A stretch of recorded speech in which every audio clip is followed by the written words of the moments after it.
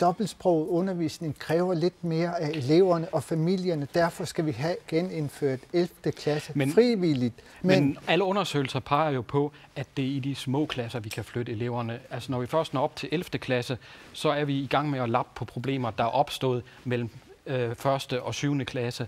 Er det ikke i de små klasser, vi skal sætte ind? Nej, fordi dobbeltsproget system kræver mere af eleven og hjemmet. Og hvis hjemmet ikke er i stand til at understøtte sprogmæssigt, jamen, så falder man bagud. Det er kun naturligt.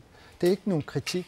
Det er noget, vi skal forholde os til konstruktivt og sige, jamen, så bliver vi nødt til at forlænge, sådan så at man kan understøtte hjemmet, men sandelig også det unge menneske, inden de skal videre på en efterskole. Alle har ikke råd til efterskole.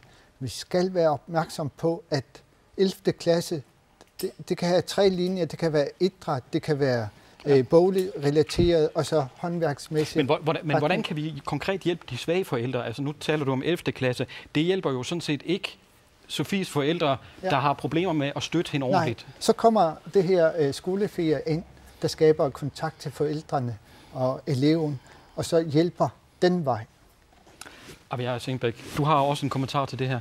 Ja, altså jeg vil sige, det er vigtigt at støtte op om forældrene. De har selvfølgelig et ansvar, men her i det her tilfælde har de sikkert ikke kunnet gøre så meget. Der er brug for, at der bliver sat ind, at det bliver opdaget i tide på en eller anden måde. Hun har nok haft en adfærd, siden hun er blevet smidt ud.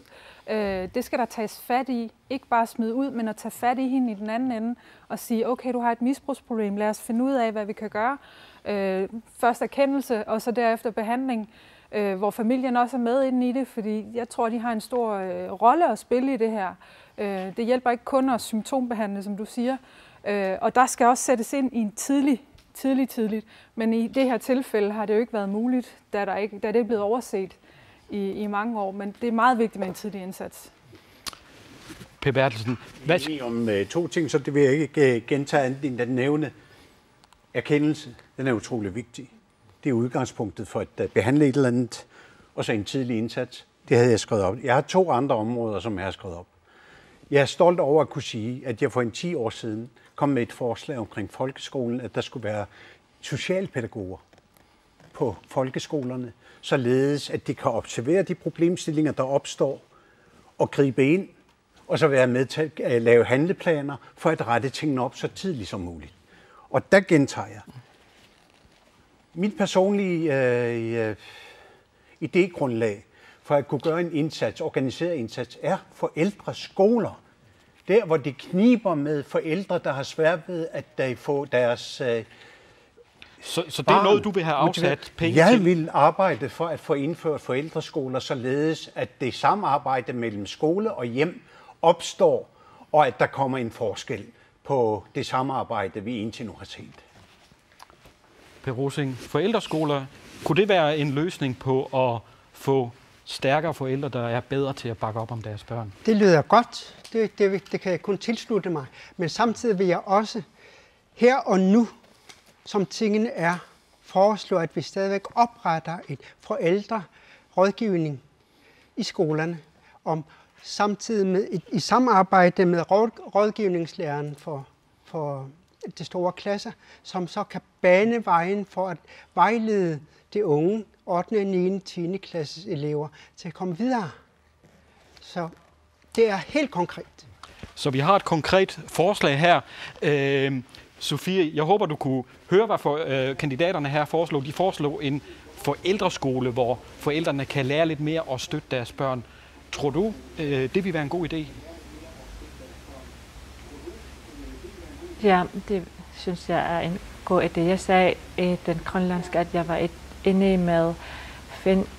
Jeg er faktisk lidt skeptisk, både og men synes, der mangler samarbejde mellem lærer og forældrene. Tror du, det ville have hjulpet dine forældre, hvis man havde sendt dem på en forældreskole, at du kunne have fået mere opbakning hjemmefra? Helt sikkert, men det skal også selv have mod til det. Men du siger, at du er også lidt skeptisk i forhold til det her. Hvad er det, der gør, at du siger, at du er ikke helt sikker på, at det her er så brilliant en idé? Ja, med hensyn til efterklasse, så synes jeg, at måske for dem, som mest har brug for det, kunne tage det, men ikke alle. Du skal have tak for dit input her. Så forældreskoler kunne være noget. Vi begynder at have en lille koalition her. Atassut, er I med i koalitionen om forældreskolerne? Jamen, vi er altid åbne for konstruktive forslag. Undersøge det og vurdere det, og så bruge det, hvis det kan bruges. Er I også parat til at smide ressourcer efter det? Fordi det er jo ikke gratis, det her. Nej, det er ikke gratis. Ja, vi er parat til at omfordele i selve undervisningsområdet, hvordan vi bruger tingene. Men ikke bruge flere penge på det? Altså, vi snakker om 1,6 milliarder, som man kan arbejde med, og deri kan man finde, hvordan tingene bedst kan bruges. Skolen er jo det fundament, der skal bygge vores hus. Mutsebup Ede, er du også med i forældreskolekoalitionen, eller er der noget andet, der skal til for, at vi kan styrke forældrene? Altså alt der kan forbedre folkeskolen og lære elevernes til elevernes bedste, er vi åbne for.